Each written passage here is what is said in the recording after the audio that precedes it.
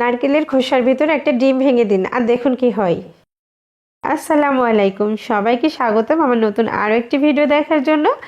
আজ আমি আপনাদের নারকেলের খোসার খুবই গুরুত্বপূর্ণ একটা ভিডিও শেয়ার করছি। আমরা সবসময় নারকেলের খোসাটা ফেলে দিই, কিন্তু আমরা জানি না যে আমাদের দৈনন্দিন জীবনে নারকেলের এই খোসাটা কতটা গুরুত্বপূর্ণ। আর আজকের পর থেকে নিশ্চয়ই আপনারা এই খোসাটা ফেলে দেবেন না, অবশ্যই আপনারা কাজে লাগাবেন। তো এই পর্যায়ে লাগছে আমার একটা ডিম, আর ডিমটা আমি যে ভেঙে নিচ্ছি। তো নারকেলের খোসার ভিতরে পুরো ডিমটা আমি ভেঙে নিলাম, আর এটা আমি খোসা সহ ভেঙে নিয়েছি। আর এ পর্যায়ে আমার লাগছে হোয়াইট ভিনেগার, আর আমি এখানে 4 টেবিল চামচের মতো হোয়াইট ভিনেগার নেব। আপনারা আপনাদের প্রয়োজন অনুযায়ী ভিনেগার নেবেন। এই যে দেখুন, আমি হোয়াইট ভিনেগারটা এখন এই যে নারকেলের খোসার উপরে দিয়ে দিলাম। আর আমার লাগছে আর একটা শ্যাম্পু, আর এখানে আমি একটা মিনি প্যাক শ্যাম্পু নিয়েছি। তো পুরো মিনি প্যাক শ্যাম্পুটা আমি নারকেলের খোসার উপর এভাবে দিয়ে দিচ্ছি।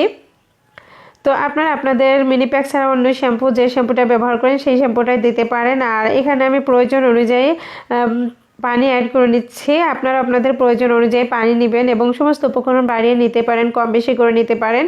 তো আমি সমস্ত উপকরণগুলো এই যে পানির সাথে একদম হাত দিয়ে খুব ভালোভাবে মিশিয়ে নিচ্ছি। মিশিয়ে আমি পুরো নারকেলের খোসাটা একদম ভিজিয়ে নিচ্ছি। তো এখন লাগবে আমার একটা কড়াই, আর এই কড়াইটা আমার 10 বছর ধরে ব্যবহার করছি। এটা ব্যবহার করতে করতে একদম কালো হয়ে গেছে, নোংরা হয়ে গেছে। আসলে কম বেশি সবার বাড়িতে এমন একটি কড়াই থাকে যেটা রান্না করতে করতে একদম কালো হয়ে যায়।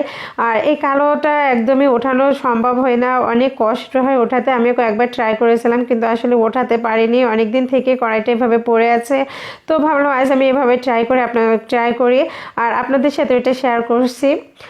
এটা ভীষণ উপকারী, আপনাদেরও অনেক উপকারী আসবে। আপনারা এভাবে ট্রাই করে দেখতে পারেন। না 10 বছর কেন 20 বছরের কড়াইটা আপনারা একদম সাদা ধবধবে করে তুলতে পারেন আমার এই প্রসেসটা যদি ফলো করেন। আর আমি এটা যে 1 ঘন্টার মতো এই পানিতে ভিজিয়ে রেখেছিলাম, আর 1 ঘন্টা পর আমি এটা এখন ক্লিন করতে যাচ্ছি। আপনারা যদি চান তো সারা রাত এভাবে ভিজিয়ে রাখতে পারেন, তাহলে আরও সহজভাবে এটা উঠে যাবে। আর এখানে আমি একটা ছুরি নিয়েছি, এই যে দেখুন ছুরি দিয়ে জাস্ট একটু চেঁচে নিয়ে আসছে, আর ওটাতেই হয়ে যাচ্ছে। খুব বেশি প্রেশার ক্রিয়েট করা লাগছে না, এমনিতে নরম হয়ে উঠে আসছে। আর যত বেশি ভিজে রাখবেন ঠিক ততটা বেশি এটা নরম হয়ে উঠে আসবে। তো আমার হাতে সময় ছিল না, এই জন্য আমি জাস্ট 1 ঘন্টা ভিজিয়ে রেখেছিলাম। আপনারা আরও বেশিক্ষণ ভিজে রাখবেন, তাহলে আরও ইজিভাবে এটা উঠে যাবে।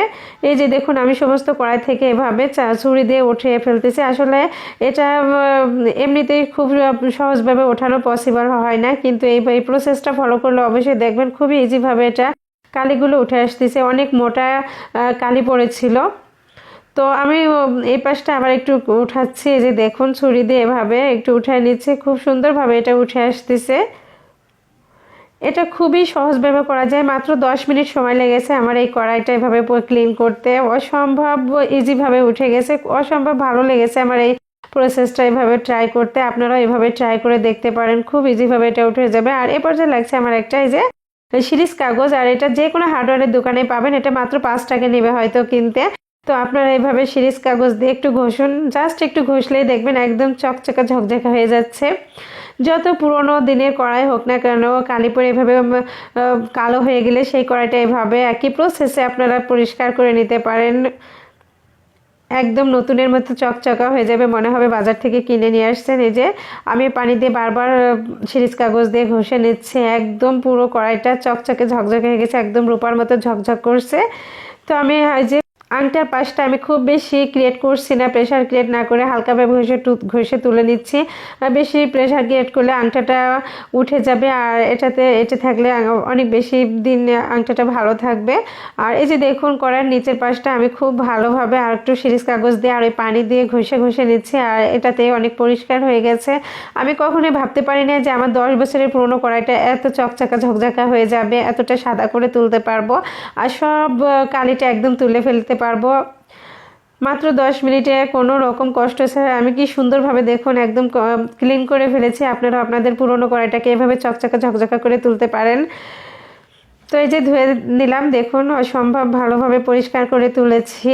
আর আপনারা এইভাবে ট্রাই করতে পারেন। এতক্ষণ ধরে যারা আমার এই ভিডিওটা দেখেছেন সবাইকে ধন্যবাদ। আমার ভিডিওটি ভালো লাগলে অবশ্যই আমার পেজটি ফলো দিয়ে লাইক কমেন্ট শেয়ার করবেন। সবাই ভালো থাকবেন, সুস্থ থাকবেন। আল্লাহ হাফেজ।